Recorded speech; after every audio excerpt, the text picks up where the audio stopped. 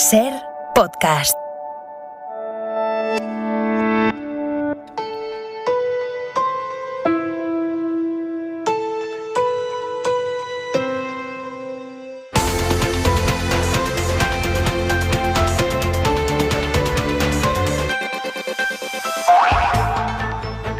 Con el corazón encogido, tenemos que empezar hoy en Tenerife. La Guardia Civil ha encontrado el cadáver de Olivia, la niña de 6 años secuestrada por su padre junto a su hermana, un bebé de 14 meses, el 27 de abril.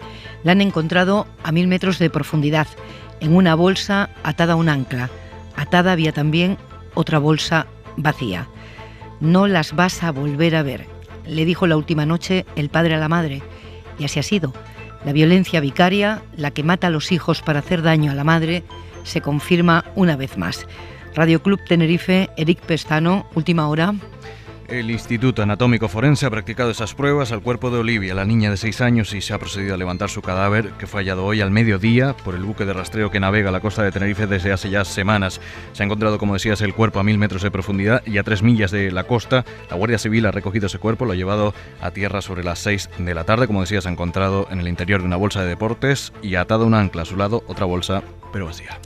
Enseguida volvemos contigo, Eric. No termina aquí el rastro mortal de la violencia de género de este jueves, porque en Estepa un hombre ha confesado haber matado a su expareja, una chica menor de edad, tenía 17 años y hacía 4 meses que había dado a luz un bebé. Sevilla, Mercedes Díaz.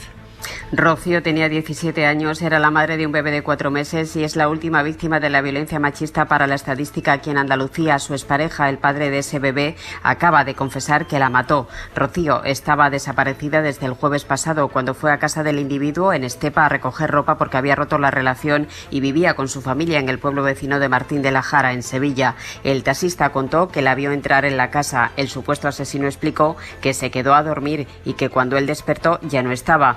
El móvil de Rocío envió un mensaje al móvil de su madre que decía que se iba unos días con un chico al que había conocido por internet. Un mensaje que no se creyeron nunca los investigadores. Todas las noticias que les vamos a contar esta noche palidecen, la verdad, al lado de esta lacra estructural que es la violencia machista, que asesina a las mujeres, que mata a sus hijos, que cercena a la sociedad entera. Pepa Bueno. En la cadena SER, Hora 25. Y en la mesa del análisis, Miguel Sebastián, profesor de Análisis Económico de la Universidad Complutense de Madrid. Buenas noches. Buenas noches, Pepa. Elisa de la Nuez, secretaria general de Derecho. ¿Qué tal estás? Buenas noches. Hola, buenas noches. Y el periodista del País, Xavier Vidal Folk. Buenas noches. Hola, buenas noches. El día en 2 minutos, Esther. Récord de vacunación en las últimas 24 horas, 624.261 dosis. Hay un 43,5% ya con al menos un pinchazo. Y en esta lista van a estar incluidos los jugadores de la selección. Se les va a poner finalmente Janssen o Pfizer en función de si han pasado o no la enfermedad. Mañana se van a iniciar los traslados a las comunidades autónomas de los 200 menores que estaban ya tutelados en Ceuta antes de la crisis migratoria con Marruecos. Para el resto de los 1.100 que llegaron en mayo todavía no hay solución.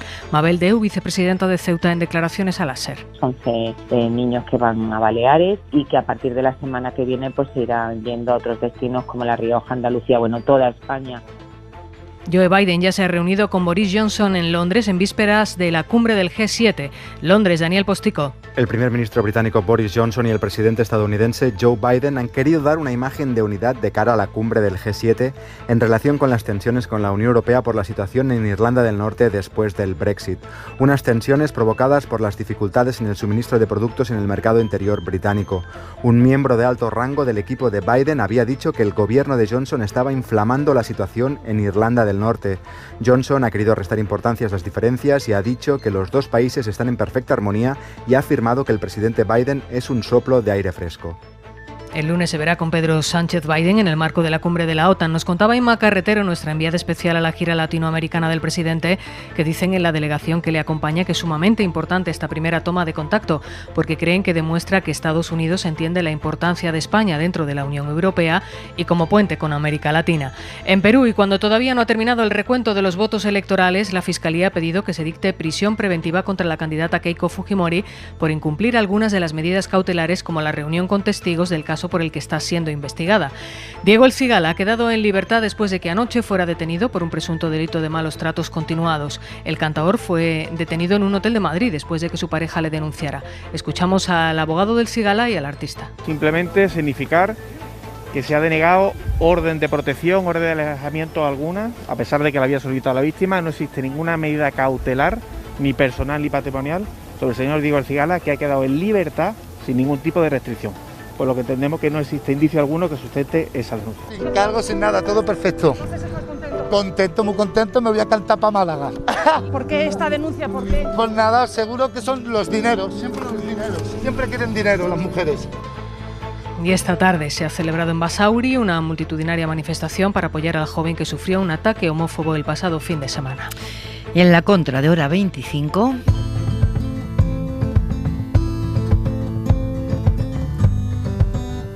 Today, you were far away. Manuel Javois, buenas noches. ¿Qué tal, Pepa? Buenas noches. Berlanga ha vuelto hoy a nuestra vida y esa siempre es una buena noticia. Y ha vuelto con proyección de futuro porque resulta que la cuarta parte de la saga nacional de Berlanga, un guión inédito titulado Viva Rusia, estaba en la caja 1034, en la que los autores depositan sus tesoros en el Instituto Cervantes. Javois.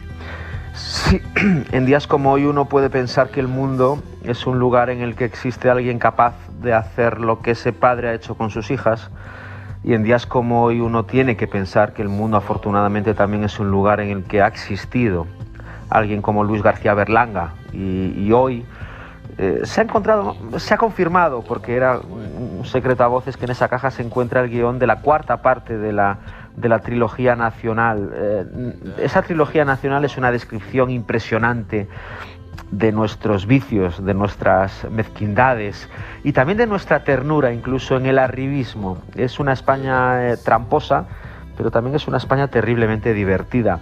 Es un país capaz de hacernos felices enseñando sus miserias, y eso no es fácil, como no es fácil la compasión que logra Berlanga cuando rueda. De hecho, la España berlanguiana es una España en la que no caben días como hoy, en la que no caben sucesos como el de hoy, porque es una España que no sabe ni puede, ni sabrá nunca, ni podrá nunca asumir hechos como los de hoy.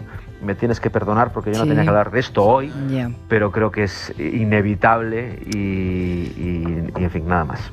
Cuesta no hablar de lo que está pasando en Tenerife, y a la vez es muy difícil hablar. Javois, un beso. Un beso, Pepa, chao. Hasta mañana.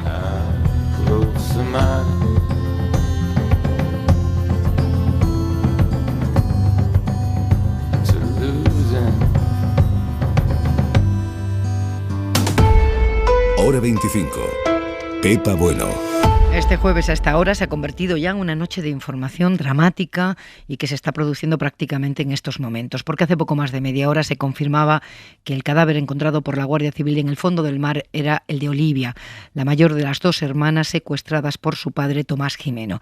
Así que volvemos a Canarias, para ordenar los datos contrastados hasta este momento, y el principal dato era el de la identidad, Eric, y no se ha tardado mucho en identificar a la pequeña Olivia. No, eso es. De hecho, los encargados del Instituto Anatómico Forense lo han hecho prácticamente después de haber recibido el cuerpo en torno a las 6 de la tarde en el centro, ¿no? En el instituto. La buscaban en la zona de rastreo, en la que se afanaban los investigadores ya desde hace semanas, y especialmente en esa zona frente a la costa del municipio de Güímar, ese buque oceanográfico equipado con un sonar. Y bueno, finalmente pues ese cuerpo lo han encontrado, el de Olivia, de la hija mayor, a 1000 metros de profundidad. La otra bolsa, que estaba atada al ancla, también estaba vacía, ya lo hemos contado, y no hay rastro del padre. No, de momento, de hecho, nos han insistido mucho las autoridades judiciales en estos últimos minutos. Sigue el secreto sumario declarado, y a la hija menor, a Ana, de 14 meses, y a su padre, Tomás Jimeno, se les considera desaparecido. No hay nada oficialmente respecto al hallazgo de sus cuerpos o de ellos. Claro. O sea que continúa la búsqueda. Eso es. Desde que se ha confirmado el hallazgo del cuerpo de Olivia, la Guardia Civil sigue en la zona, se afanan en esa zona zona de la costa de Weimar.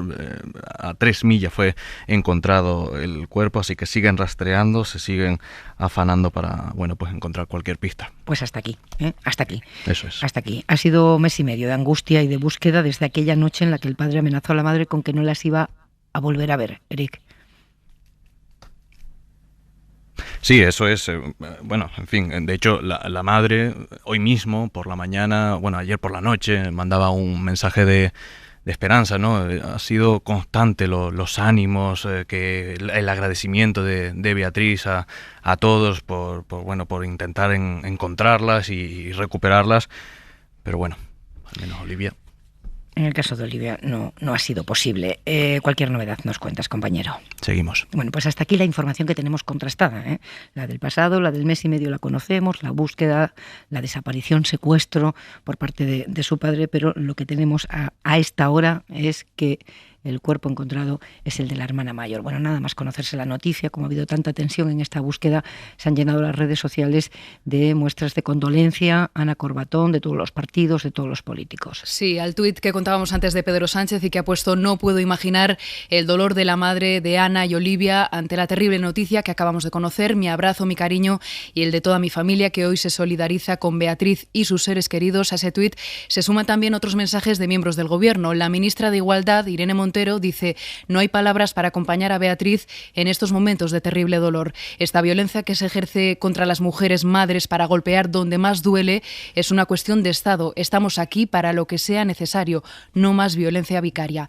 En este sentido, también el mensaje de Yone Belarra, la ministra de Derechos Sociales y Agenda 2030. Sobrecogida con la terrible noticia que acabamos de conocer, quiero enviar el abrazo más fuerte a la madre Beatriz y a sus familiares. Dice: tenemos que acabar con la violencia vicaria que tanto dolor está causando en nuestro país. Mensaje también del presidente canario Ángel Víctor Torres. Dice: semanas anhelando recibir noticias esperanzadoras y sin embargo hoy nos llega la peor posible, la que nos hiela el alma, sobre las niñas Ana y Olivia. Todo nuestro pesar, ánimo y fuerza a su mamá Beatriz, a sus familiares y a sus amistades. Canarias, dice, destrozada.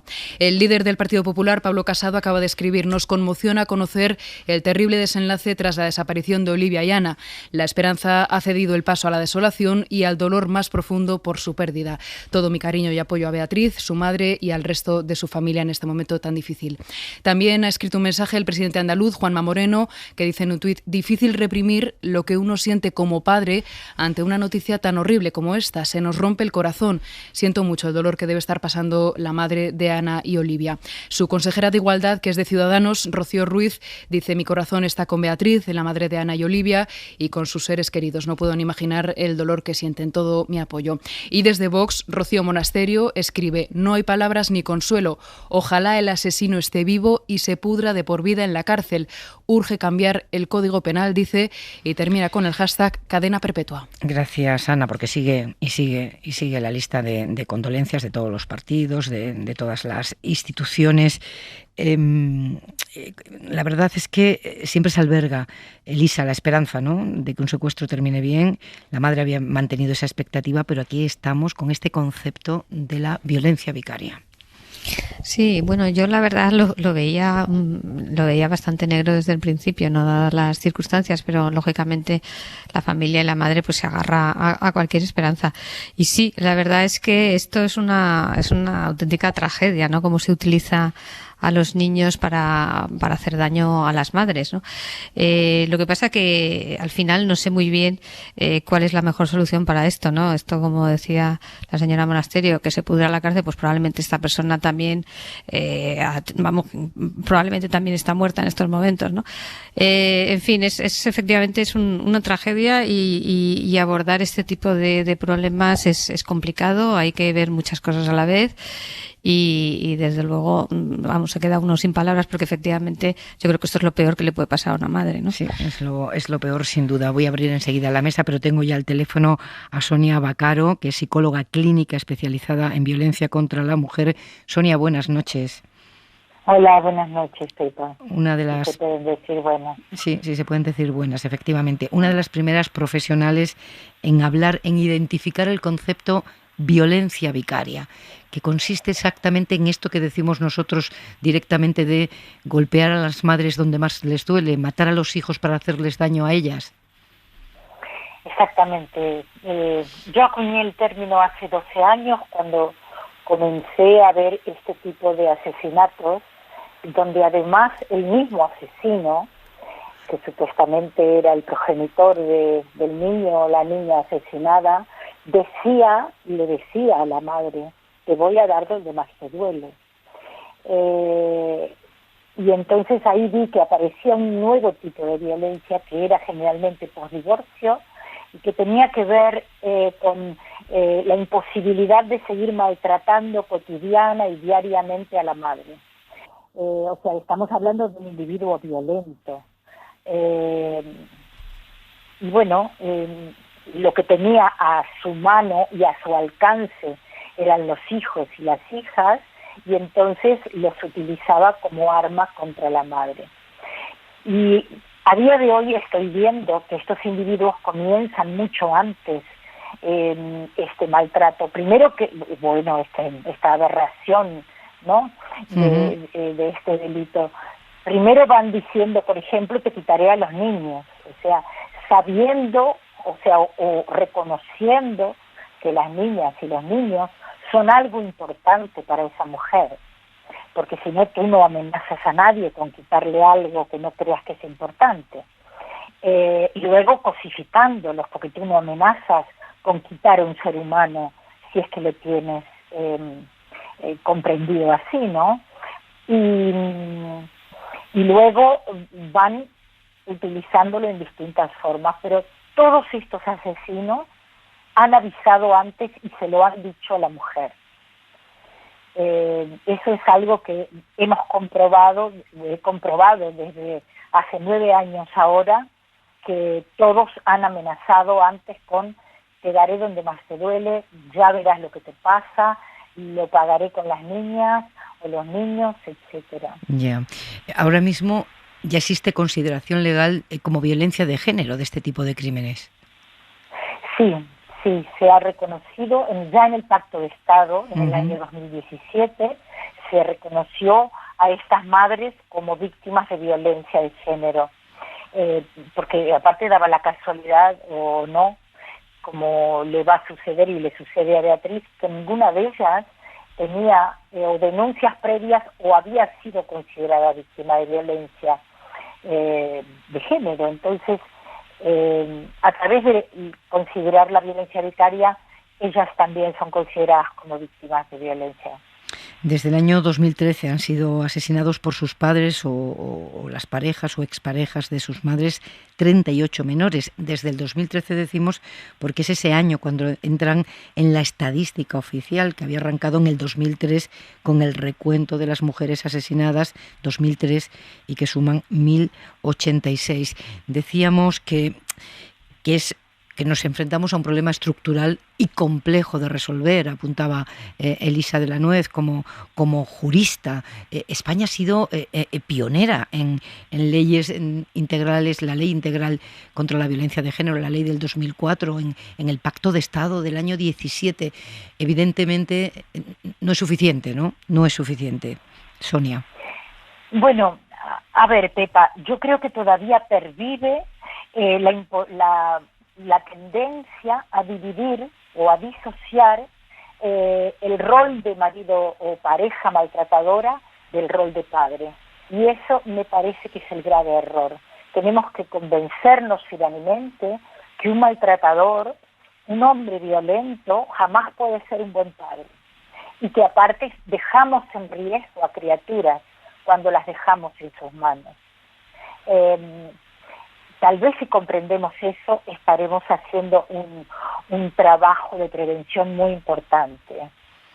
Y eso no está considerado, no está asumido, no está interiorizado. ¿En qué instancias? Por ejemplo, en la judicatura. Exacto. En las leyes, por ejemplo, la última ley que se acaba de aprobar. Pero tiene que ver con las leyes o con los jueces, porque una cosa son las leyes y otra cosa es la aplicación de la justicia, ¿no? Bueno, creo que va junto, porque es verdad que el imaginario colectivo, que continúa siendo patriarcal, le cuesta escindir o dividir ese rol, ¿no? O sea, un terrorista es un terrorista. Aquí, en en cualquier otro país, donde sea. No es que la gente va diciendo que si está en otro país no va a poner bombas o no va a hacer actos terroristas. Un maltratador tiene que ser considerado de la misma forma. No es que con los niños no les va a hacer nada.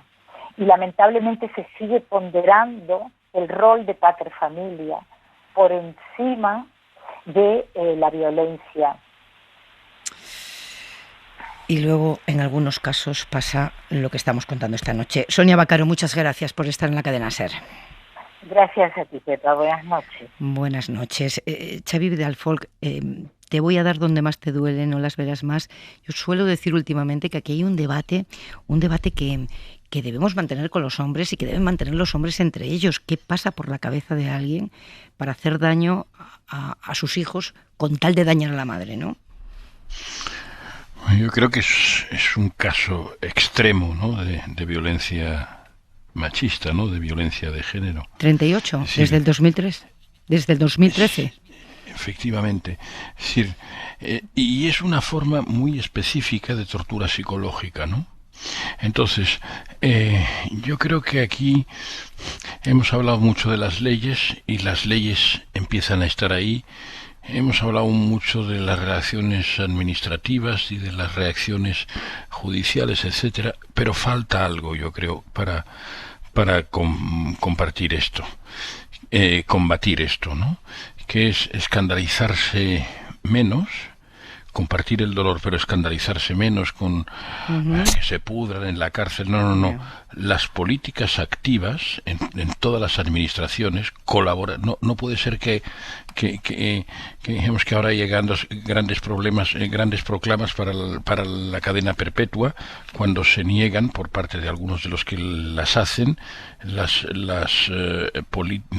los instrumentos y los presupuestos para hacer políticas contra la violencia de género, no contra una difusa violencia familiar que no existe, que existe en segundo grado, pero que es otra cosa.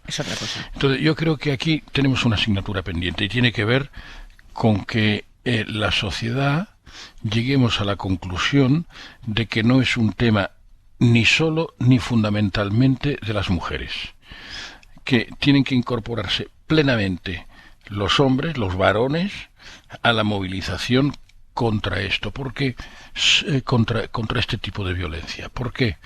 Porque en el fondo a lo que está apelando estos torturadores psicológicos, en este caso estos presuntos asesinos, está apelando a una especie de presunta complicidad de género, ¿no? Es decir, esto es menos grave porque es una cosa que ya se sabe y tengo una cierta presunta tolerancia de mis compañeros de género, ¿no? Hay que empezar a demostrarlo y hay que empezar tenemos que empezar los hombres a incorporarnos de una forma mucho más decidida a las movilizaciones contra esto, para romper esta presunta complicidad de género que ni existe, pero ni ha existido ni existirá, pero que sobre todo hemos de demostrar que no existe para que tengan menos coartadas todos. Para que no se dé por sobreentendida, ¿no? Para que no se dé por esta cosa implícita, ¿no? Sí, decir, claro, sí, bueno, no tiene importancia esta especie de cosa, ¿no? Que empieza con la chullería y acaba con el asesinato. Me gusta mucho eso que has dicho, porque cada vez que se da y desgraciadamente se han dado 38, repito, desde el año 2013, casos de violencia vicaria, decimos lo que tú acabas de decir, ¿no? Menos escándalo y más políticas, porque está identificado, como decía Sonia, ya está identificado y hay señales de alerta, de alarma antes. Hay que empezar a trabajar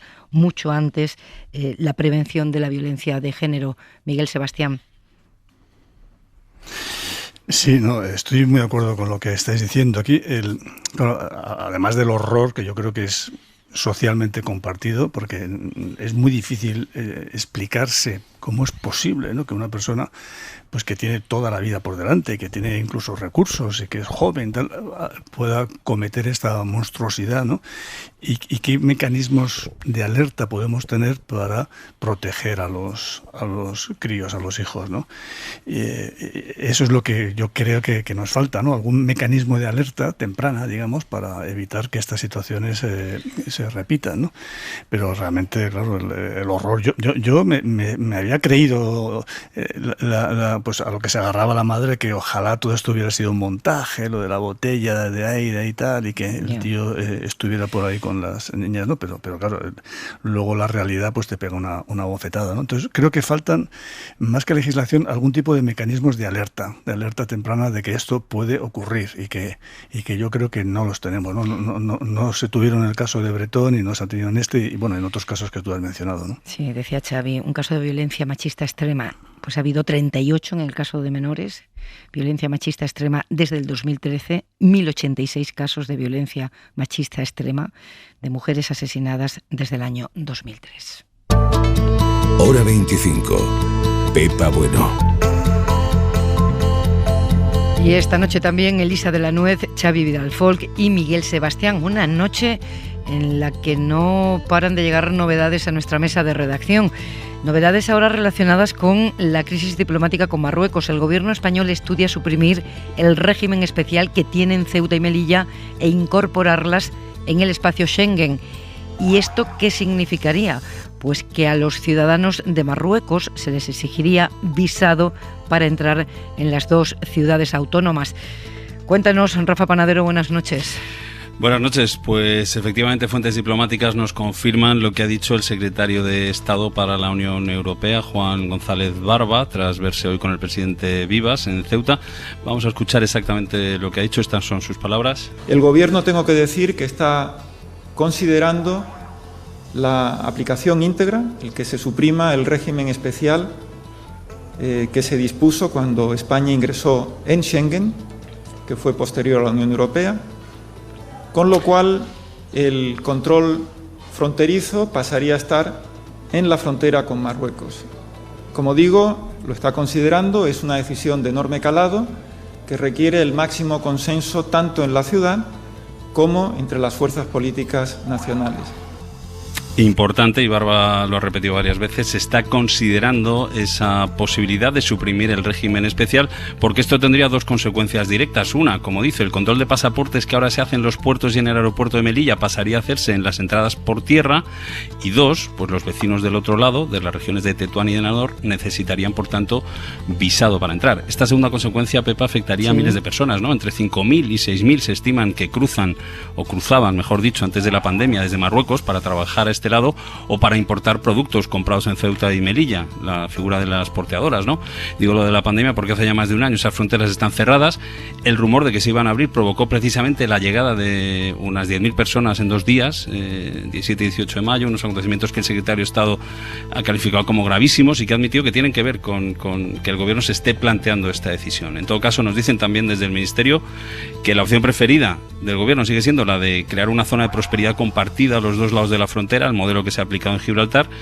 Y como escuchábamos a González Barba, esto es un tema de mucha trascendencia y por eso de momento solo están en fase de planteamiento y admiten que va a hacer falta el máximo consenso, primero en las propias ciudades de Ceuta y Melilla, pero también entre las fuerzas políticas nacionales.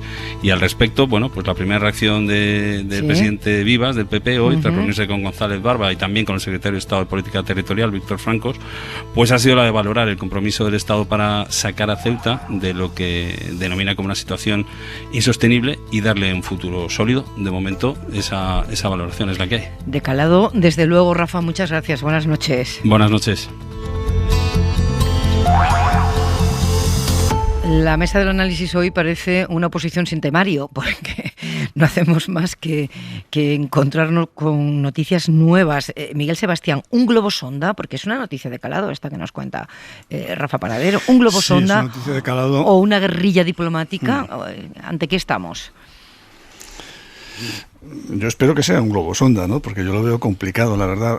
Yo no sé qué va a arreglar esto, el tema de la inmigración ilegal, porque la inmigración ilegal va por la playa, por la costa, y esto sí que va a perjudicar los movimientos que todos los días hay de miles de personas que entran y salen desde Marruecos hacia Ceuta y Melilla, pues a trabajar o a comerciar, ¿no? Entonces yo no sé hasta qué punto hay una ganancia de esto. Sí que seguramente servirá un poco para enseñarle los dientes, por decirlo así, a Marruecos, lo que no sé si es una buena estrategia, porque yo creía que íbamos a ir en la dirección contraria, ¿no? De desescalar, desinflamar, en fin, todas estas cosas que se suelen decir en el ambiente diplomático. Me parece que esto es en la dirección contraria, pero no sé, la verdad es que me pilla muy de sopetón, ¿no?, la noticia. Sí, si es un globo sonda, coincide con la decisión de la Eurocámara, que esta tarde ha aprobado una resolución en la que rechaza la utilización que Marruecos hizo de los menores en la frontera con Ceuta como método de presión política, y además se ha aprobado por amplísima mayoría, 397 votos a favor y 85 en contra. Vamos, ha sido una decisión inequívoca. Xavi, ¿ante qué estamos con esto que nos contaba Rafa Panadero? No son palabras menores, ¿eh? No son palabras menores, en realidad, y yo lo entiendo como un movimiento diplomático de decir, bueno, si vosotros lo hacéis, nosotros también podemos hacerlo. Es decir, y al final las consecuencias son malas para todo el mundo, porque efectivamente las consecuencias no son buenas, ¿no? Su efecto directo, inmediato. Otra cosa es las consecuencias diplomáticas o en el pulso un poco por la normalización de la situación en esa zona, ¿no? Pero a nivel humano inmediato, el efecto directo yo entiendo que es dificultar, como decía Miguel, los movimientos de estos miles de personas que diariamente entran desde las provincias limítrofes de Marruecos a las ciudades de Ceuta y Melilla, ¿no? Y yo entiendo que la singular situación geográfica de unas ciudades que son demográficamente plena y políticamente plenamente españolas, es verdad que la porosidad, es decir, la capilaridad, la relación fácil con el entorno más vecino del país vecino, entraña riesgos. Claro que los entraña, y en momentos determinados de emergencia pues hemos visto lo que ha ocurrido, ¿no? Pero también es la fortaleza, porque las ciudades no viven de hecho en una campana neumática que se pueda cerrar y ahí alimentarlas artificialmente, ¿no? La prueba es que hay miles de personas que cada día desde Marruecos entran allá para prestar sus servicios, para prestar su trabajo, para, en fin, hacer distintas actividades, ¿no? Por tanto, más bien yo lo entendería como una reducción, como un intento de reducción al absurdo, de decir, bueno, vosotros estáis haciendo esto de dificultar a vuestra población y de utilizar a vuestra población para intereses tácticos, puramente políticos, de escudos humanos en realidad, y hasta los niños. Pensar que nosotros, hombre, no de esta manera, pero también podríamos dificultar los movimientos de población. Pero más bien lo entiendo como esto, porque lo otro es que no le entiendo la ventaja a largo plazo, ¿no? Ya. Elisa. Sí, yo lo veo igual, ¿no? Da un poco la sensación de una especie de represalia, ¿no? De decir, bueno, como tú has hecho esto, pues yo cojo y hago esto y dificulto esos movimientos que, como también decía Miguel, son al final los movimientos legales, por así decirlo, ¿no? De la gente que va a trabajar o que va, digamos, a comprar allí. Y cuando el problema de la inmigración ilegal, obviamente, no lo vas a parar. Pero sí es una especie de decir, bueno, pues vamos a jugar con las mismas reglas. A mí, desde luego, no me parece una buena idea desde ningún punto de vista. Al final es coger un poco a las personas como rehenes, ¿no? Pero luego también supongo que tiene el aspecto de decirle un poco a Marruecos, bueno, pues mira, ahora te encuentras con esto, ¿no? Y tus nacionales pues lo tienen mucho más difícil para pasar. Y me imagino también una forma de dirigir la opinión pública en contra de lo que ha hecho Marruecos, ¿no? Que no creo que sea muy popular el que de repente le pidan a las personas que que están al lado de Ceuta que les pidan un pisado, ¿no? Pero desde luego no parece una buena noticia desde ningún punto de vista. Vamos a ver en qué se concreta esto que parece un globo sonda, porque claro, el gobierno anuncia que estudia, veremos en qué acaba ese estudio. Vamos a hablar del precio de la luz, porque ayer a estas horas vosotros no estabais aquí, pero yo sí, y los oyentes también, y había confusión sobre si el gobierno quería modificar ya la nueva factura eléctrica, solo una semana después de que entrara en vigor, adelantar la hora valle, la hora en la que se paga más barata, de las 12 de la noche a las 10. A última hora del programa tuvimos la respuesta fue no, transición ecológica no se lo ha pedido la Comisión Nacional del Mercado y la Competencia. Bueno, pues la propia comisión, como ha adelantado hoy la SER, dice que es pronto para modificar los tramos horarios de la nueva tarifa, que hay que darle tiempo a ver cómo funciona. Eladio Meizoso, buenas noches. Buenas noches. La CNMC considera que se necesita más tiempo para evaluar el funcionamiento del nuevo sistema y que sería precipitado cambiarlo ya sin un estudio previo. Señala que su diseño no es arbitrario y obedece a una directiva europea que busca dar señales de precio para avanzar en la descarbonización de la economía. A medio plazo, dice la Comisión, cuando vaya aumentando la aportación de las energías renovables, el autoconsumo y nuevos modelos de negocio eléctrico, los esquemas de peaje se irán adaptando. Ahora sabemos también que el Ministerio de Transición Ecológica, en la carta en que pedía el lunes a la Comisión que analizase una posible manipulación del mercado eléctrico, le planteaba también que evalúe el impacto de la nueva tarifa en los consumidores. Pero claro, esto no es lo mismo que pedir cambios inmediatos, como sí plantea la ministra de Derechos Sociales, Ione Belarra, de Unidas Podemos, que ayer apoyaba en Twitter el adelanto de la hora valle a las 10 de la noche y remitía un mail a la CNMC sugiriéndole el cambio. Pero la Comisión, como decimos, lo descarta a corto plazo. Bueno, pues hoy Belarra, en la radio catalana, en RAC1, insistía. Lo pide esta ministra, que tiene el objetivo de garantizar los derechos sociales en España, y porque creo que además un gobierno como este tiene que ser empático, y esta medida ha generado muchísimo malestar. Yo creo que tenemos que estar en un proceso de escucha permanente a las asociaciones de consumidores y consumidoras. Esto lo ha pedido Facua y yo creo que es de sentido común. Y ojo a la respuesta de su compañero de gabinete, el ministro Escrivá, que dice que no entiende esta preocupación por la hora valle, preocupación que asegura que no escuchó de sus compañeros de Podemos cuando se aprobó la medida hace una semana. Cuando lo discutimos con cierto detalle en la Comisión de Elementos Económicos, el gobierno estuvo un consenso. ¿No hubo ninguna queja, una voz discordante? No recuerdo yo, no puedo desvelar la naturaleza de las discusiones, no lo puedo hacer. Se hablaron de detalles técnicos, en fin, no. Sinceramente es un cambio normativo muy, muy deseable. Se escuchaba Susana Griso en Antena 3. Bueno, aquí hay dos debates. Uno, el de la evidente diferencia que se produce en el seno del gobierno, y otro, la cuestión de fondo. Miguel Sebastián, ayúdanos a entender esto, a entender cómo es posible, casi te pedimos auxilio, ¿no? Que la nueva factura no incide de momento en el precio de la electricidad, no en la factura nuestra que pagaremos cuando toque. Y es efectivamente pronto para saber cómo va a repercutir esa nueva factura eléctrica en nuestro bolsillo. Vamos a ver, tal y como se ha diseñado, el problema es que ha habido, no sé si mala suerte o mala comunicación o ambas cosas, ¿no? El problema es que se han mezclado dos cosas. Uno, la nueva tarifa, digamos, donde hay discriminación horaria con 3 horas para todo el mundo. Antes había que elegirla si tú querías. Yo, por ejemplo, estaba en discriminación horaria porque la elegí, pero si no la elegías estabas en un único tramo horario.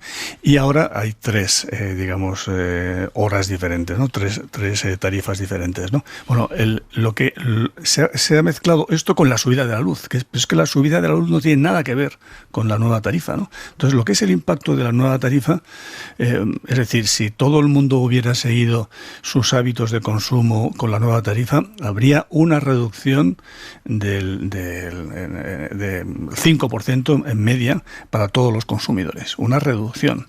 Saldríamos, y me pongo en primera persona, un poquitín perjudicados los que ya teníamos discriminación horaria, porque es verdad que los que ya teníamos discriminación horaria habíamos estado relativamente bien tratados en la tarifa y por eso teníamos discriminación horaria, claro. Entonces, un poquitín, pero muy poco, los que tenemos discriminación horaria. Entonces, para el conjunto mejora incluso sin cambiar los hábitos, pero si se cambian los hábitos es que mejora incluso más. Otra cosa es la industria, pero hablo del consumidor doméstico. Bien, y esto se ha mezclado con la subida de la luz, pero es que la subida de la luz no tiene nada que ver con esto. El problema es que, ¿por qué han coincidido las dos cosas? Porque yo creo que ha habido o mala suerte o mala planificación de hacer el cambio de la tarifa y con los nuevos horarios justo en un momento de pico de subida de la luz por los derechos de CO2, por subida de los costes del gas, y encima en plena ola de calor. Es que realmente se ha juntado todo y al final hay un caos completamente en la comunicación, pero es que la comunicación tiene que mejorar, pero empezando por el propio gobierno. Porque claro, decir que se adelante la tarifa, la hora valle a las 10 de la noche, ahora en verano puede tener, si tú miras la curva de la demanda de electricidad, puede tener algún sentido, porque más o menos ahora la demanda eléctrica a las 10 de la noche es más o menos la de las 8 de la mañana. Pero es que en invierno la demanda eléctrica a las 10 de la noche es el pico.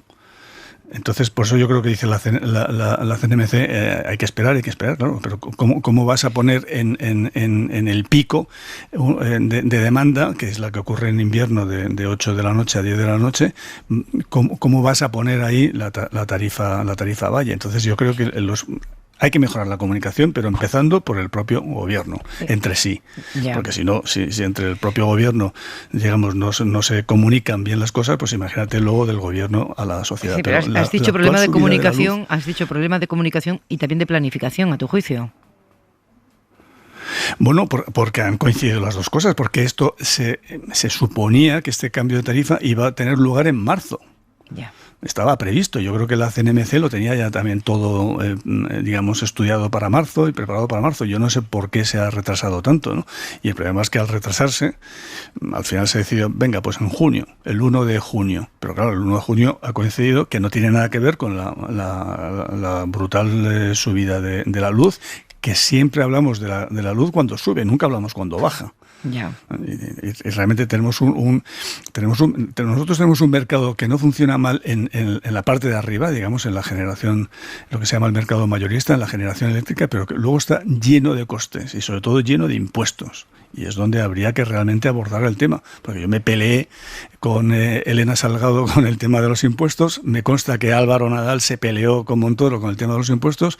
Y me imagino que ahora Teresa Rivera se está peleando también con la ministra de Hacienda por el tema de los impuestos. Es absurdo que tengamos el impuesto de electricidad. El IVA, vale, si quieres lo dejamos, pero el impuesto de electricidad es absurdo. Y encima el impuesto del impuesto, porque es que se paga el IVA con una base que incluye el impuesto de electricidad. O sea, que estamos pagando el IVA sobre el impuesto de electricidad. Lo que yo llamaba el impuesto del impuesto, es que no tiene ningún sentido. Entonces, todos estos debates yo creo que tenemos que tenerlos para abaratar los costes de la electricidad, pero no los costes de la generación, que yo creo que son bastante razonables, sino los que paga el consumidor. Ahora bien, esto no tiene nada que ver con los nuevos horarios, ¿no? Está yo no sé si estoy ayudando o estoy liando más. Está abierta la tertulia, digo, que podéis intervenir cuando queráis. No, yo estoy aprendiendo. Yo también aprendiendo, Xavi. Yo paso palabra. Bien, pero qué tramposos sois, o sea que tampoco leéis bien la factura de la luz, ¿no? No. Yo creo que nos siguen tomando el pelo porque no somos capaces de entender cómo nos lo toman. Sí, efectivamente. Es que en economía, y luego ya para meter un poco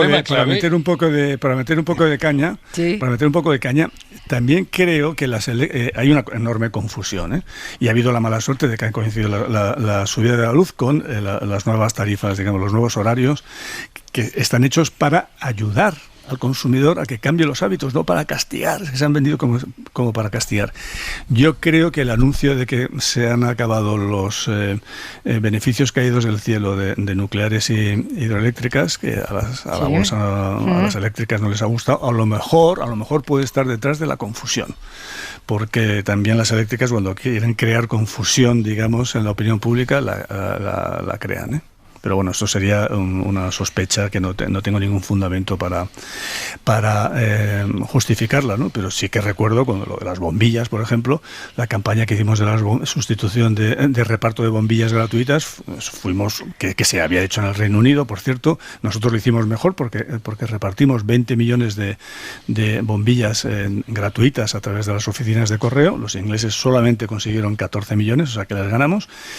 No es fácil repartir cosas gratis, Preservativos, no me digas, póntelo no me con digas, sudor, consiguieron no me digas. Sí. Preservativos 6 millones. No es fácil, la gente se cree repartir gratis está chupado. No, preservativos se repartieron 6 millones y bombillas 20 millones. Pero en cualquier caso, la campaña que hicieron las eléctricas, pues esto era, primero lo pagaban las eléctricas y empezaban a decir que lo pagaban los españoles con sus impuestos, lo pagaban las eléctricas. Y segundo, les fastidiaba las eléctricas porque esto era ahorro. Es que al final, digamos, ahorramos 20 millones de bombillas de bajo consumo, es muchísimo ahorro eléctrico. Y nos hicieron una campaña que a mí todavía me voy por ahí y me dice, mira, de las bombillas, venga, bombillo, no sé qué tal. El otro día un ex líder de Ciudadanos me decían, bombillo, no sé qué tal.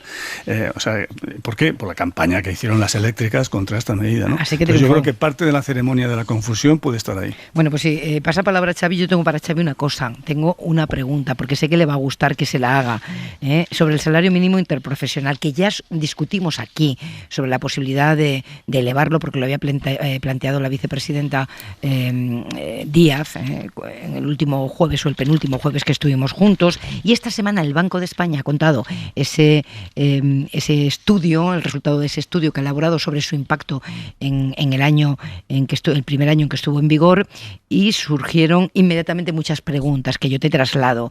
¿Tiene que opinar el Banco de España sobre este tema?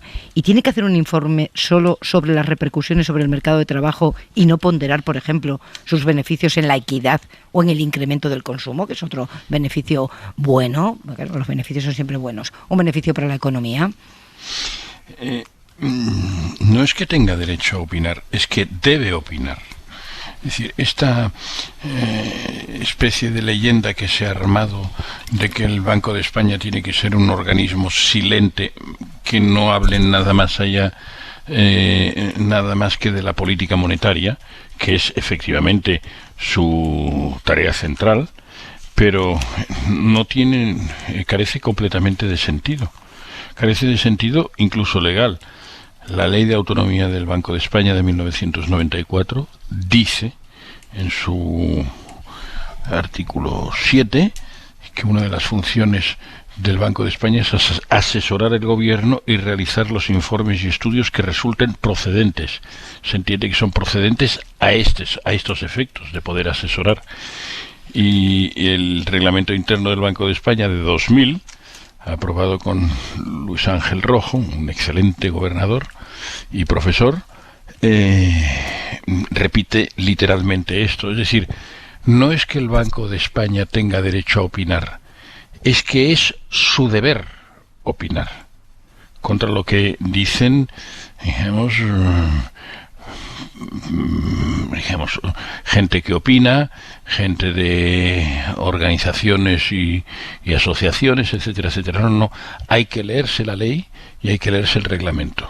Tiene que hacerlo. Dicho lo cual, hace política el Banco de España cuando saca ese estudio justo en este momento, cuando está en el aire, no solo en el aire, sino en la voluntad del gobierno expresada por la vicepresidenta, subirlo de nuevo.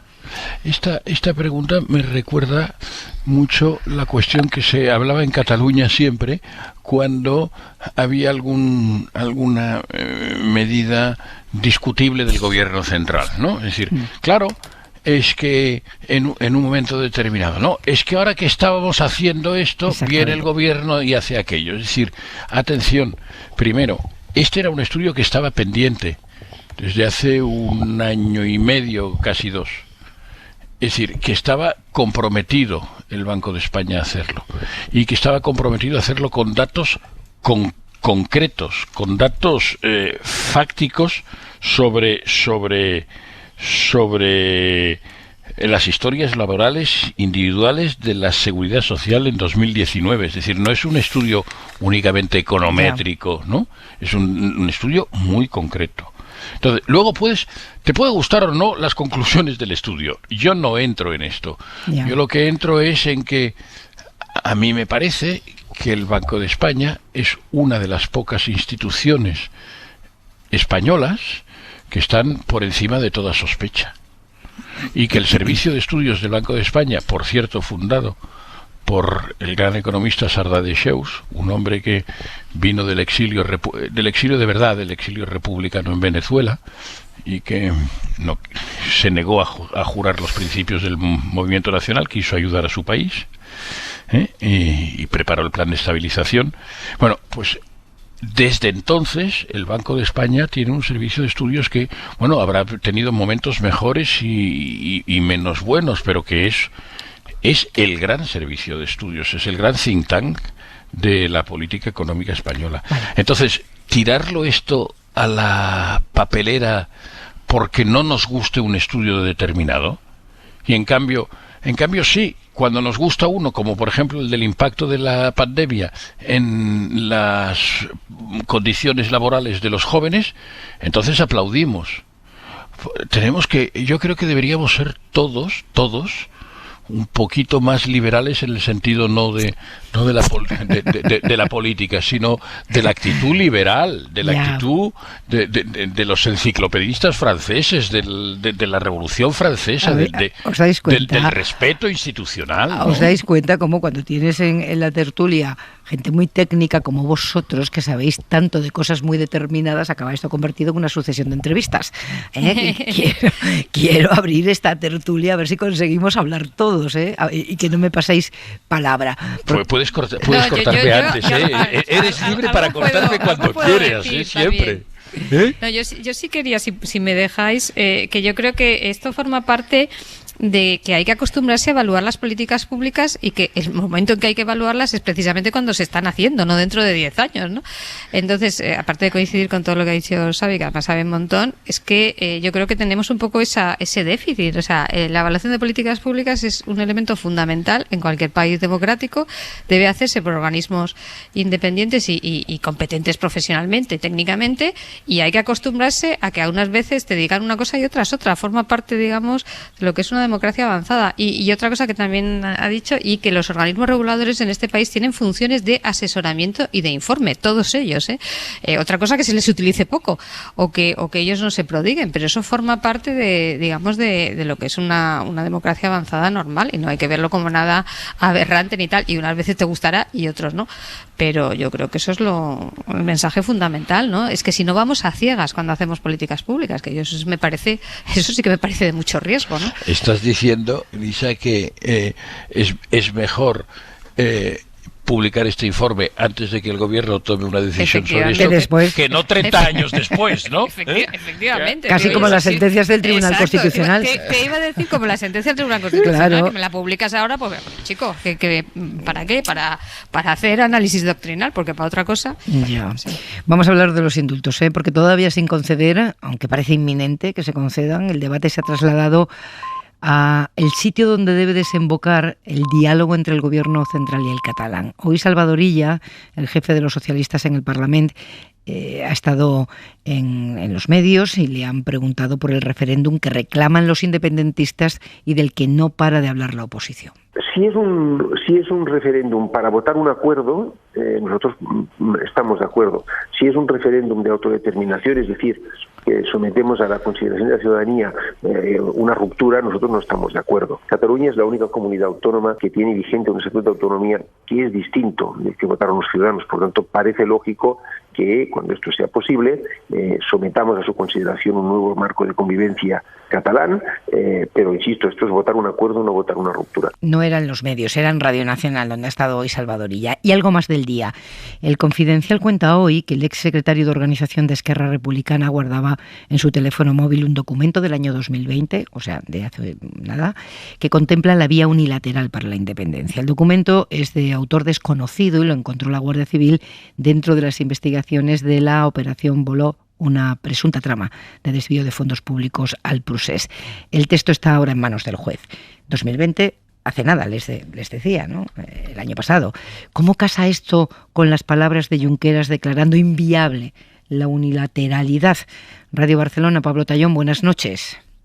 ¿Qué tal? Buenas noches. Pues aquí lo que hay que tener presente es que, claro, el PSOE, la Moncloa, llevaba muchos días reclamando a Esquerra Republicana, al independentismo en general, de hecho, que hiciera un gesto que pusiera fácil estos indultos, y lo que nos admiten fuentes del entorno de Junqueras es que efectivamente esta carta era un gesto valiente para ponérselo fácil a la Moncloa con los indultos.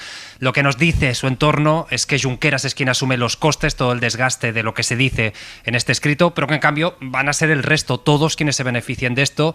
De hecho, algunas fuentes nos dicen es que hay presos ahora mismo en Lledoners que respiran aliviados después de lo de Junqueras, por mucho que saliera Jordi Sánchez a criticar su posicionamiento. A partir de ahí la pregunta es, ¿Esquerra ha renunciado de forma definitiva a la vía unilateral? Pues tenemos que decir que no, que su prioridad es el diálogo, es verdad, pero ellos lo que siempre dicen es que no renuncian a otras vías.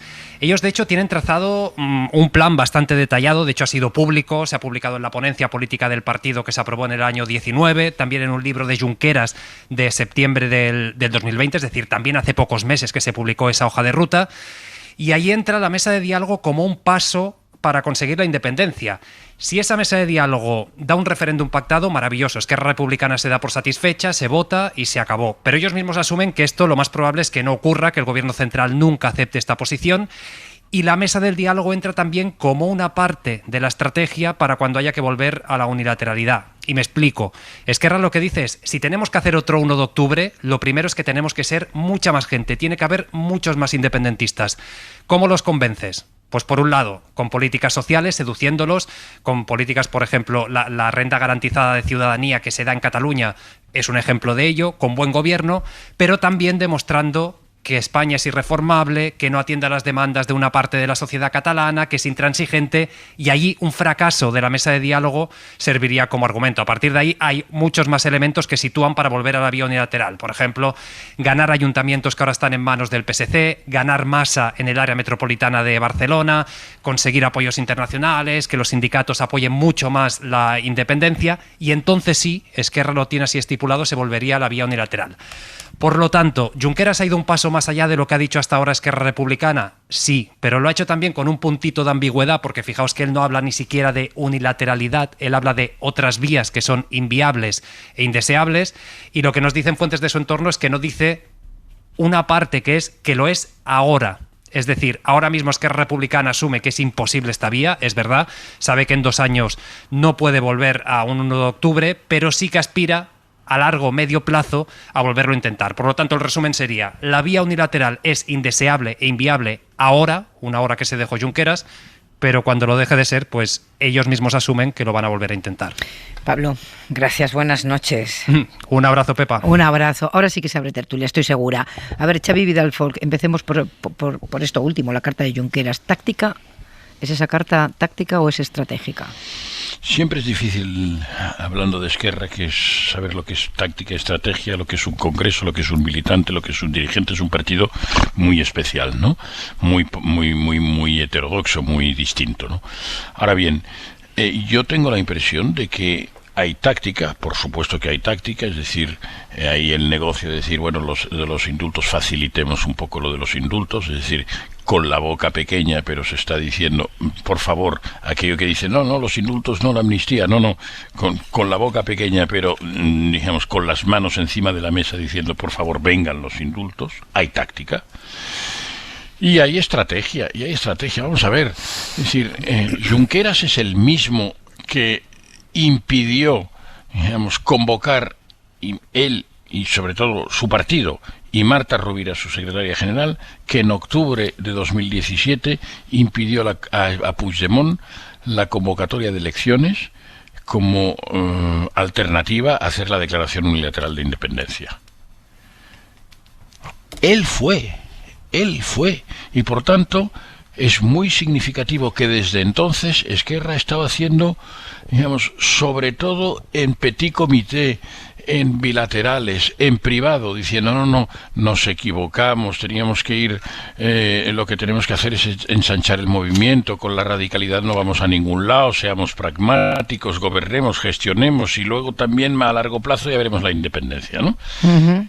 Y ahora es lo que esto ha cristalizado. Es decir, aquí hay un planteamiento estratégico. Es verdad que no es definitivo, como explicaba el compañero perfectamente, ¿no? No es una cosa solemne y definitiva, no es una resolución de Congreso o de Conferencia Nacional del partido, ¿no? Pero es la del líder carismático, ¿no? Del líder espiritual casi, ¿no? Entonces, no es algo para echar a la papelera, es algo que tener en cuenta, sobre todo por otra cosa, porque implica autocrítica, y aquí nadie se autocrítica, todo el mundo le hace la autocrítica al vecino, y segundo, tiene un coste, tiene el coste de que ya les están llamando otra vez traidores. Es que no sabéis cómo es esto. Quien lo sabe muy bien es Santi Vila, que estuvo el otro día por aquí, ¿no? Sí.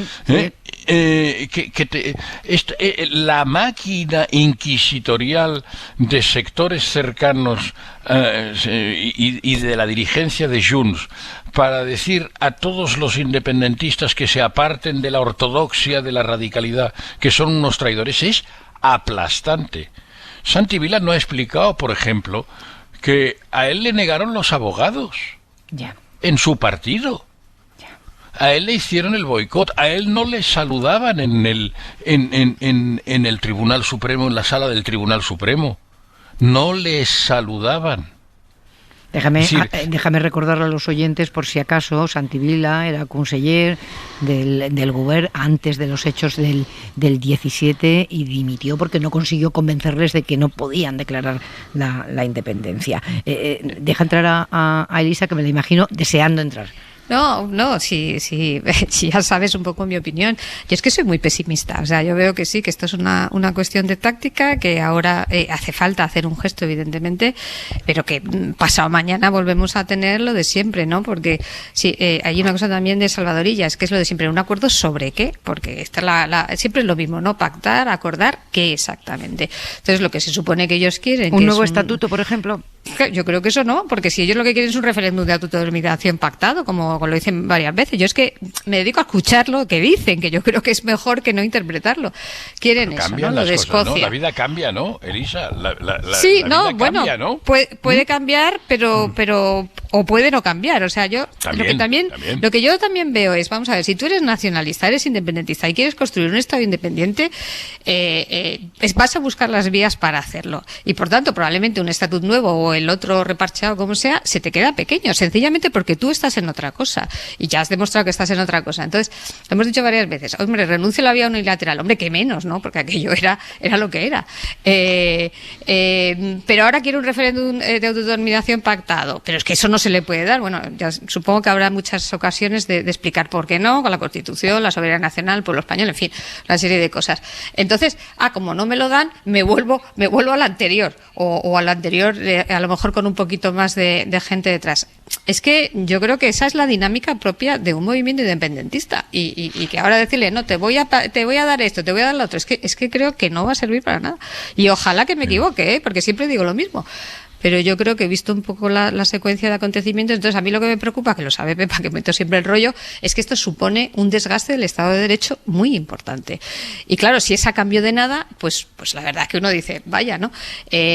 Porque realmente, y eso es una cosa que se dice poco, la construcción de este Estado nacional es una construcción de un Estado iliberal, y esto lo voy a decir todas las veces que sea falta. Es que lo pusieron en las leyes del día 6 y 7 de septiembre, o sea, no me lo tengo que inventar, lo escribieron allí, ¿no? ¿Qué tipo de Estado querían? ¿Qué tipo de entonces, claro, yo controlo los jueces, yo controlo los medios de comunicación, yo controlo las instituciones, que son absolutamente instituciones de parte, que gobiernan para una parte de la ciudadanía. Pero eso ha fracasado rotundamente, ¿no, Elisa? Bueno, ¿ha fracasado o no? ¿Por qué ha fracasado, Pepa? O sea, ¿por qué ha fracasado? Porque no lo han logrado. No lo han logrado, porque pero la democracia española es muy fuerte. Y porque ellos mismos... Y porque ellos mismos reconocen en la carta de Junqueras que una buena parte de la sociedad catalana no otorgaba legitimidad democrática. No, desde luego, una parte muy importante. Pero lo que quiero decir es que tú les escuchas a ellos, insisto, yo es que escucho lo que dicen, no es una interpretación. Pero no te los creas mucho. Bueno, claro, si no me los tengo que creer... Si no me los tengo que creer, ya me callo. Pero lo que dicen es lo que dicen. No, quiero decirte que todo es muy variable y muy volátil. ¿Por qué? Esquerra no tiene una tradición independentista. Bueno, pero tampoco la tenía Convergencia, te quiero decir. Es que esto No, tampoco la tenía Convergencia. Quiero decir, cuando se funda Esquerra, en los años 30, solo había una parte de los grupos, el grupo de Nosaltres Sols y la parte de Estat Català, que eran los que sí lo eran, y además aguerridos. Pero la parte mayoritaria no lo era. ¿Pero por qué iban a dejar de serlo? Yo pregunto. ¿Ahora por qué van a dejar de serlo? Porque otras veces no lo fueron, porque la vida cambia. Eso es historia. Porque la vida cambia. Claro, pero la historia es de anteayer. Bueno, pero la que es de anteayer es la otra. Esa sí que es de anteayer. De hace, pues eso, de cuando. Pero esa se ha demostrado que fracasó, creo. Bueno, o como dice él, ha fracasado por ahora, ¿no? Porque eso es un poco, yo creo que esa es la idea. Es decir, yo ahora veo que no lo podía hacer, pero por ahora, a lo mejor en 5 años, y no me estoy refiriendo a dentro de 20 ni de 30. Pero fíjate la diferencia. Jordi Sánchez, que es el secretario general del partido de Pujol, extraordinaria circunstancia, porque él es un hombre de extrema izquierda, como la CUP, ¿no? Él dice que ha sido que fue un acierto, que el 1 de octubre fue un acierto, que no fue un error. Acaba de escribir un artículo diciendo esto, ¿no? O sea que, es decir, que también a Esquerra le está costando, así como al gobierno de Pedro Sánchez, solo la insinuación de que va a dar los indultos le está generando un coste político fuera de su partido y dentro de su partido. Claro, lo más interesante es esto último. También a Esquerra, digamos, los dos, para entendernos, dialogantes o moderados de los dos bloques, están pagando un precio por intentar resolver esto de una forma relativamente civilizada y democrática, un momento constitucional, porque si no es constitucional y estatutario, no puede haber ninguna solución, pero los dos están pagando un coste ya. Eso es muy bueno, eso no pasaba hasta ahora. Las cosas han mejorado, no sé si han mejorado mucho, pero que es diferente de lo que teníamos, sí. Yo no veo para nada que hayan mejorado. Lo que van a pedir... Ya te lo digo yo que sí, que el ambiente... Elisa, yo creo que es evidente. Vente. Yo soy de fuera, pero yo voy a Barcelona de vez en cuando, ¿no? Te invito a casa, te presento a la gente. El clima es completamente distinto. Otra cosa es que sea sostenible, que vaya rápido, que se concrete, etcétera. Ha cambiado. Ojalá. Claro. Hombre, y luego es muy importante aterrizar las grandes ideas, las estrategias, los libros que uno escribe planificando el futuro en la realidad. Y la realidad en las últimas elecciones era la que era, un cansancio y una abstención elevadísima y un clima social que está pidiendo claramente gestión. Eso no se puede desligar de las grandes proclamas.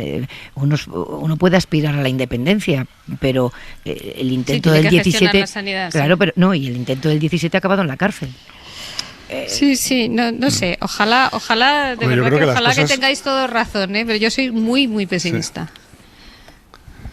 Yo creo que las cosas objetivamente han mejorado. Es decir, hemos pasado del estancamiento total, casi putrefacto, a que esto se empieza a mover. Evidentemente, lo que no podemos esperar es que esto se arregle en 3 meses. Esto va a ser un proceso largo, igual que fue un proceso largo desde la sentencia del Constitucional en el 10 hasta el estallido, digamos, del 17, que fue un proceso que aquello fue acumulando, pues ahora tendrá que ser también un proceso lento, ¿no? Esto no se va a arreglar en 3 meses, pero por lo menos yo creo que ya hay síntomas de que empieza a haber algo de movimiento, ¿no? Yo en ese sentido sí que soy optimista y evidentemente habrá altibajos y esto será muy largo y todo lo que queráis, pero sí que veo que hay algo de movimiento en la buena dirección, ¿no? Sí, pero como la única voz discrepante es la de Elisa, vamos a escucharla, que es la única discrepante. No, es que no sé cuál es la buena dirección, porque la pregunta es que la buena dirección es que haya un acuerdo, es que haya un acuerdo de convivencia, claro, evidentemente, pero ¿cuál?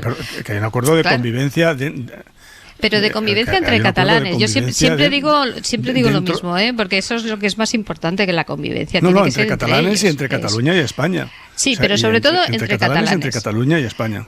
Yo creo que lo más importante es entre catalanes, porque al final son ellos los que viven allí y los que, digamos, tienen los problemas, ¿no? Y los problemas de convivencia. Y yo es que lo que veo es difícil porque hay unos límites constitucionales muy claros, que son los que son, y que eso difícilmente se puede disponer de ellos, ¿no?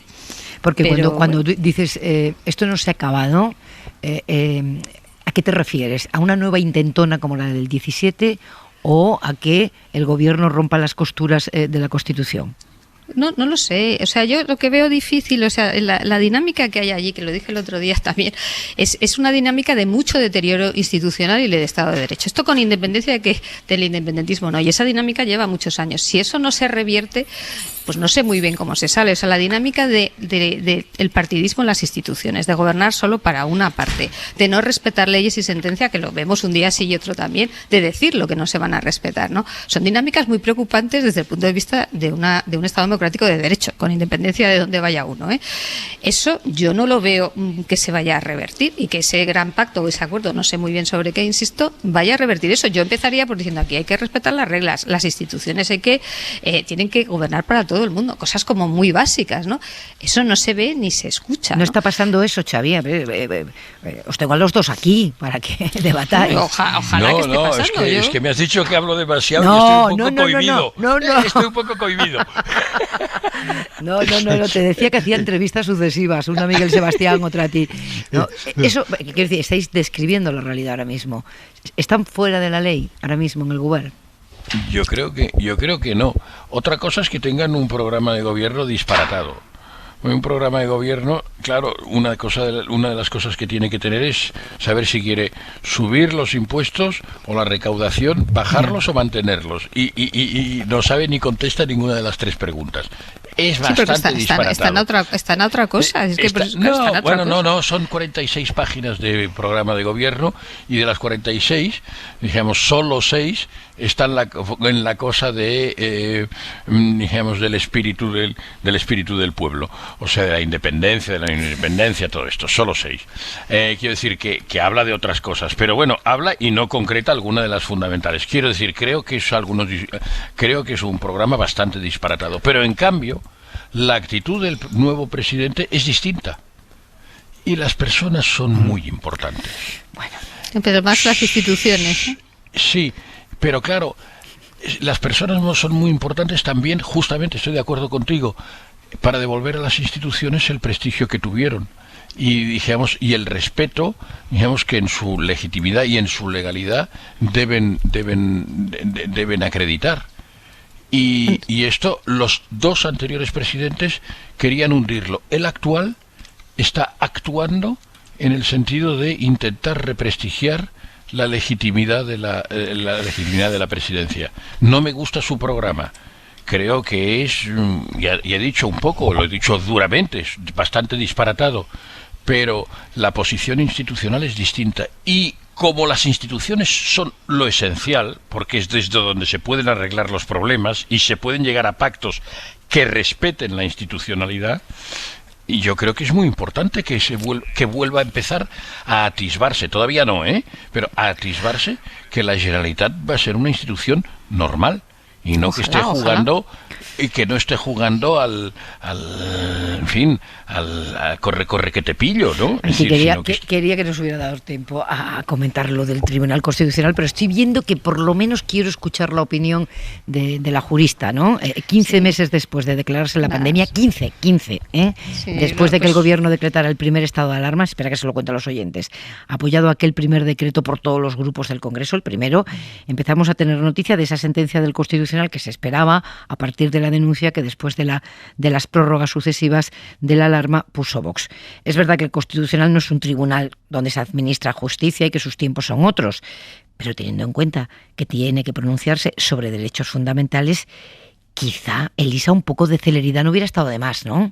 No solo no hubiera estado de más, sino es que si no sirve para nada, como decía antes. Es decir, bueno, pues haremos un sesudo estudio de la sentencia, pero no tiene ninguna utilidad práctica. Entonces, evidentemente, este tipo de actuaciones, que no es la primera vez, lamentablemente, ¿no? Me estaba acordando ahora la famosa sentencia del Estatut, 4 años más tarde, claro.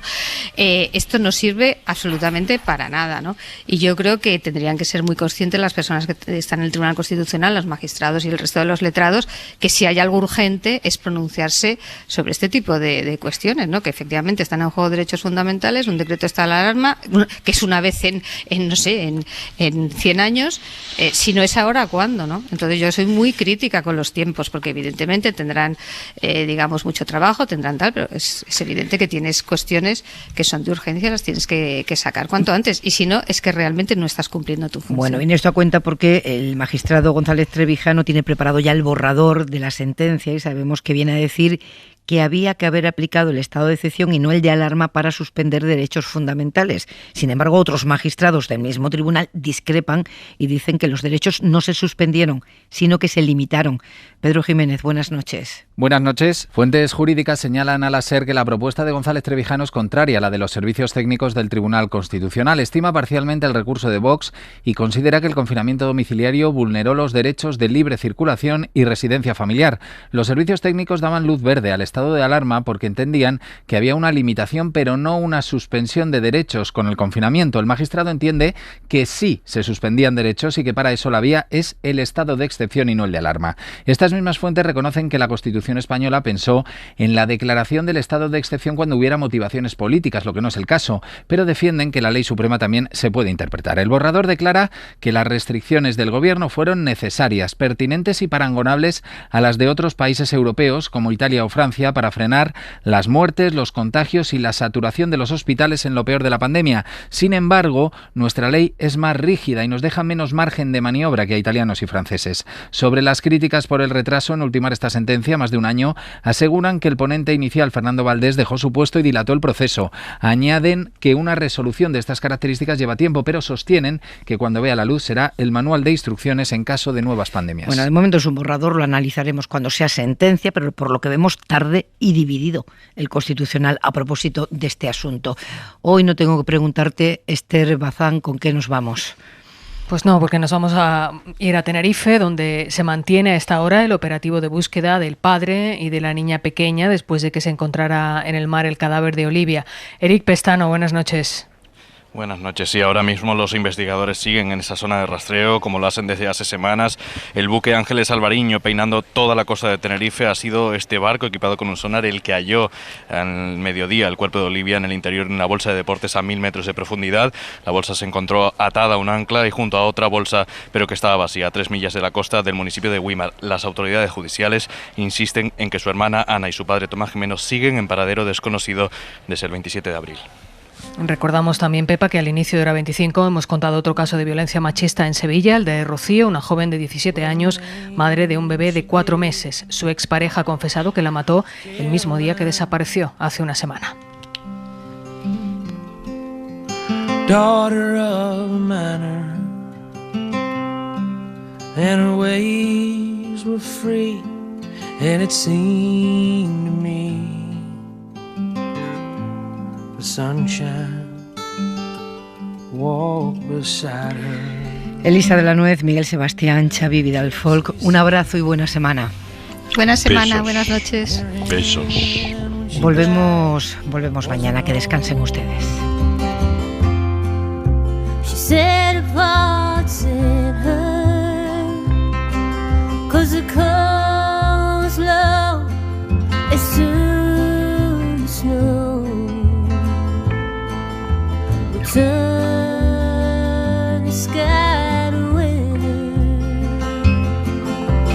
Suscríbete a Hora 25. Todos los episodios y contenidos adicionales en la app de Cadena SER y en nuestros canales de Apple Podcast, Spotify, iVoox, Google Podcast y YouTube. Escúchanos en directo en la SER de lunes a viernes a las 8 de la tarde. Cadena SER. La radio.